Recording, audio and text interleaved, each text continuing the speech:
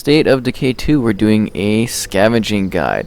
So the keys to scavenging are basically making sure you have a good inventory of space available. This is your rucksack slots. This is for big bags of goods that you find, and then you're going to get lots of little items such as parts or plague samples that are important to curing this issue. Also, there is this menu. If you're ever looking for resources, you can click it and use your influence to locate the various things such as food, ammo, medicine, and other survivors if you'd like. It's always good to have a vehicle. As you can see in this truck, I have lots of space for my various rucksacks and always gas cans, which I suggest keeping in your vehicles so that you can fill them up. And also a vehicle repair kit if you do come across them. I'm currently out. So we're here saving or helping out another survivor, but we're also going to be basically looking for supplies. How's it going? How's it going? That's They need great. us to go and take them somewhere, such as the post office. So when you're coming, you can do a slow search where you're just holding down the Y button, or you can also do a fast one. But a fast one isn't always good because it can alert zombies, and then zombies will come after you and kind of make it more difficult to search. Obviously, you'd like it to be always sort of safe, but that's just not the case. You know, each building has a sort of marking on it in the top left corner there, so that you can see how much of the area you've actually used. You can rush into buildings, you can break glass through buildings, and these all make noise, so it's best not to make too much of a racket. And you can see, yeah, there we go, I just shook it, and then occasionally zombies will come, because they'll be like, yo, there's noise going on, that's cool, there must be something alive that we can eat. Brains, nom nom nom nom nom. As you can see that guy there. So do a good balance of defending yourself and scavenging for more items. Keep in mind, having a follower with you, like I've got my buddy Nando here, will actually do a very sufficient job of keeping you alive, because they are very competent in this game. And you can kind of do your thing while they help you out. So as you can see, I've picked up a rucksack there full of cooking oil. So I can break this down into a bunch of little items, but obviously you're going to get more benefits bringing it back to your house to unstock it. In the top left, you can see the potential resources available. There is landscaping supplies, which are very good, and a toolkit, which is what I was mentioning prior. So I've got lots of water cooler. I do not need it. That is a mod. So basically, the mods are items that you put into your house in various slots. I guess I can show that off too, because it is applicable. And they basically give an advantage, you know, different bonuses per different room in the house based on what you have, right? So once you search everything and kind of the area is clear, like you have to search all the rooms of a house in order for it to be safe. And then you are able to put up a outpost if you want to in that particular building. And you need influence to do so, and you can claim it, and then that place becomes a safe spot on the map, such as this one right here. And they give different kind of benefits and effects too, depending on what you've taken, like this one. Whoa! Nando, come on. Like this one over here gives a passive medical collection benefits of health to my main base every once in a while. So there's lots of things to search and go and visit in areas. You can also scout out sections by hitting up key surveying points, and then you can aim in with your weapon, and you look over the area to survey it and see what's there. So obviously this is a quest where we're supposed to take that lady to go and do another scavenge point, which is kind of a key area here. As you see, I've got my rucksack. It does slow you down significantly, so be wary of that. Cool, and I can also hold one on my body. So we're going to go back and we're going to pick that other one up. And we're going to take this lady over to the other area so you can kind of see how scavenging works. And another cool tip, do not let your character be kind of tired. My character is sleepy because I've had them out for a long time. Switch between your characters. The sleep fatigue is just not worth it. Cool, so that's like a bunch of bags I have with my character. I have one on me that you can carry at a time, and then I have the other ones in the vehicle. So like glass breaking or you shoving through doors really loudly, vehicles are noisy. They've got lights. You can also have a flashlight, clicking in the left stick. So that basically lets you see at night when you're in buildings, but it can also alert the undead, which is never fun. So we're going over here right beside where my medical base is.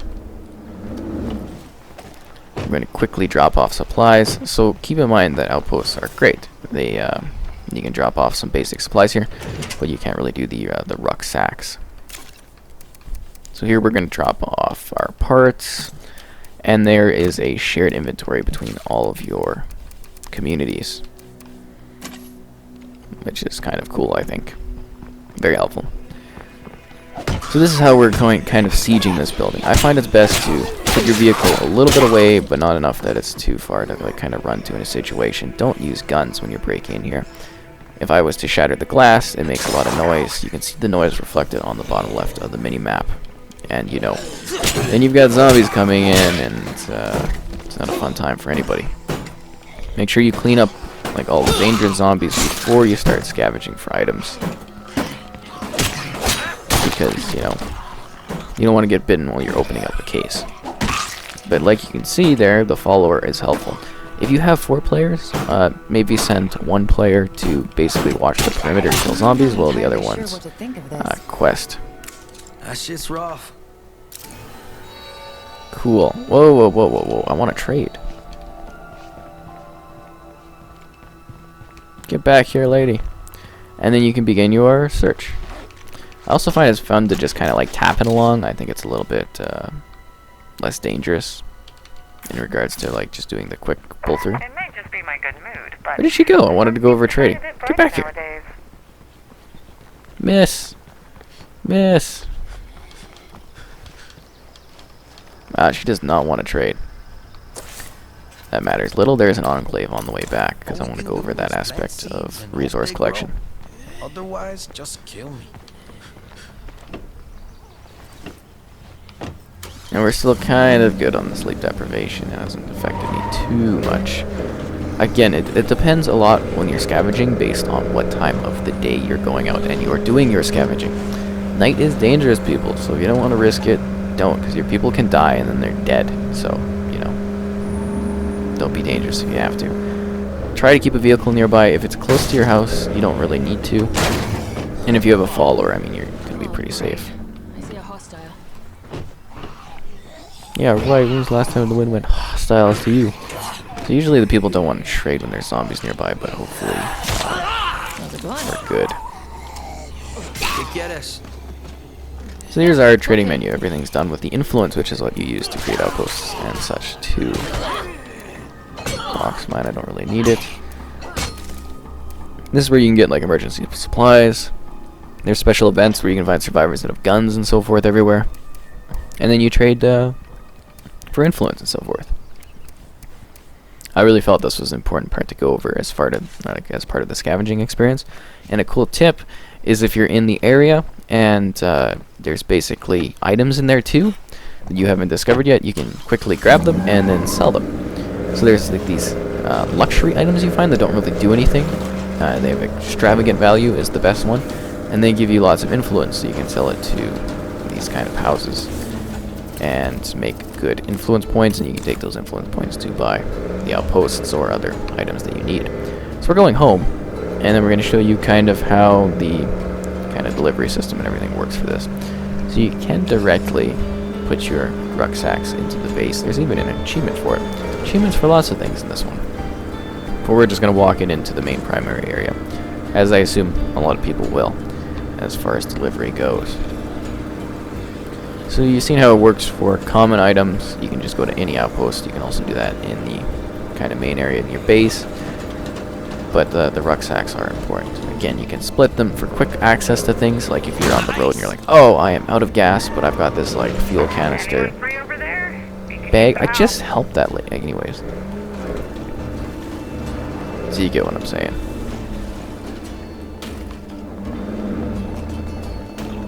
I'm having a hard time parking. I swear I drive better in real life.